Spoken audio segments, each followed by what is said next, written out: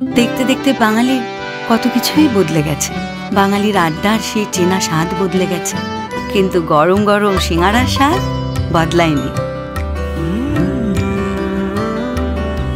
রবিবারের ছুটির স্বাদ তাও অনেকটাই বদলেছে,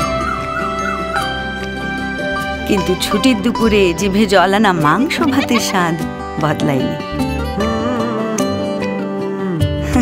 ফুটবল পাগল বাঙালির খেলার স্বাদও বদলে গেছে, কিন্তু ঝাল ঝাল মুরগির ঝোলের স্বাদ বদলায়নি।